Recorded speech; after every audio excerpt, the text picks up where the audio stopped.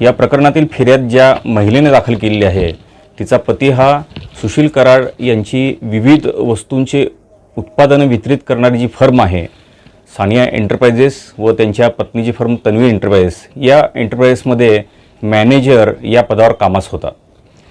तो त्या पदावर कामास असताना त्याने सन 2020-21 या आर्थिक वर्षामध्ये सन 2021-22 व सन 2022-23 या आर्थिक वर्षांमध्ये ज्या व्यापाऱ्यांना माल दिलेला आहे त्या व्यापाऱ्यांकडून जी वसुली करायची आहे ती वसुली फर्मच्या खात्यावर न घेता ती परस्परपणे स्वतःच्या बँक खात्यावर त्याने घेतलेली होती, तसेच यातील फिर्यादीच्या सुद्धा बँक खात्यावर घेतलेली होती।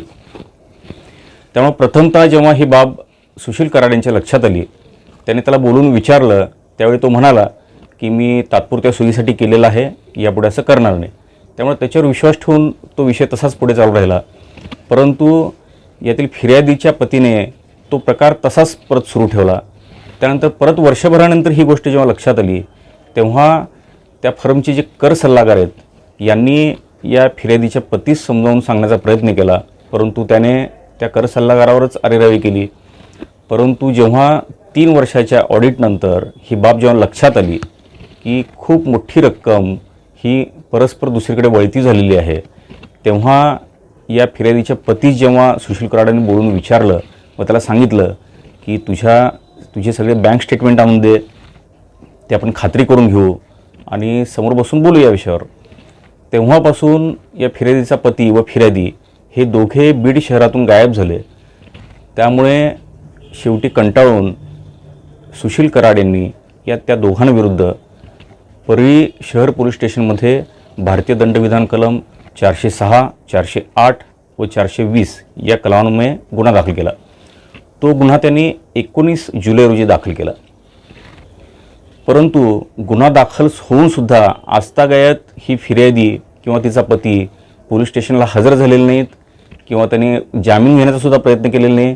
तेव्हापासून हे फरार आहेत आणि फरार असताना या फिर्यादीने एक तक्रारी अर्ज सोलापूर येथील MIDC पोलीस स्टेशनमध्ये दाखल केलेला होता। त्या तक्रारी अर्जाची पोलिसांनी चौकशी केली, तिचा सविस्तर जबाब नोंदवला आणि जबाब नोंदवल्यानंतर पोलिसांच्या असं लक्षात आलं की तक्रारीत घडलेल्या घटना या पूर्णपणे परळी शहरात घडल्या दिसत आहेत। तर त्यांनी त्याला समज दिली की ही तक्रार तुम्ही तिथल्या पोलीस स्टेशनला दाखल करा आणि ती तक्रार निकालात काढली। त्यानंतर फिर्यादीने तशीच तक्रार पोलीस महासंचालकांना पाठवली होती। महासंचालकांनी त्या तक्रारीच्या चौकशीचे आदेश दिले, ती तक्रार बीड पोलिसांकडे पाठवण्यात आली। बीड पोलिसांनी या फिर्यादीच्या घरी नोटीस पाठवली, समजपत्र पाठवलं, तिच्या मोबाईलवर कॉन्टॅक्ट करण्याचा प्रयत्न केला, परंतु ती कुठेच मिळून आली नाही। त्यामुळे पोलिसांनी तिच्या अनुपस्थितीत या पूर्ण प्रकरणाचा तपास केला तेव्हा पोलिसांच्या असं लक्षात आलं की या फिर्यादी आणि तिच्या पतीविरुद्ध जी अपहाराची फिर्याद दाखल झालेली होती त्याला शह देण्यासाठी तिने ही खोटी तक्रार दाखल केलेली आहे। आता ती तक्रार खोटी कशी आहे त्याचे एखादं उदाहरण देता येईल।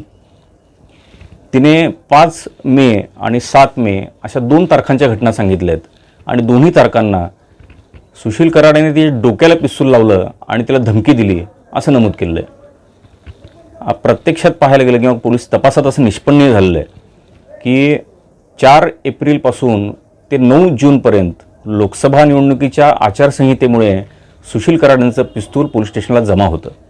जेव्हा त्यांच्याकडे पिस्तूलच नव्हतं आणि ते पोलीस स्टेशनला जमा होतं त्यामुळे त्या पिस्तुलाच्या आधारे त्यांनी धमकी देण्याचा प्रश्नच उद्भवत नाही। अशी एक खोटी तक्रार तयार करण्यात आली आहे, ती खाजगी फिर्याद आहे। त्याने त्या खाजगी फिर्यादीमध्ये पोलिसांमध्ये गुन्हा नोंद करावा अशी मागणी केलेली आहे, नाही असं त्या तपासातून दिसून येतं।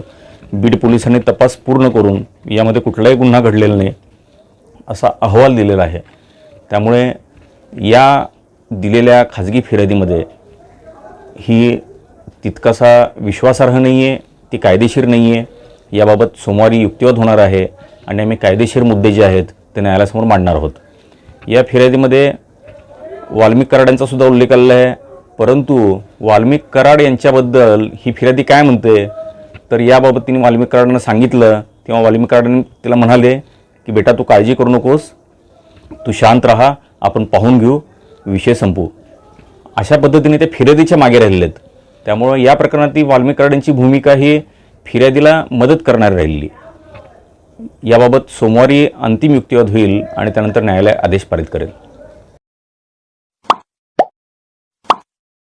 Like, subscribe, click on the bell.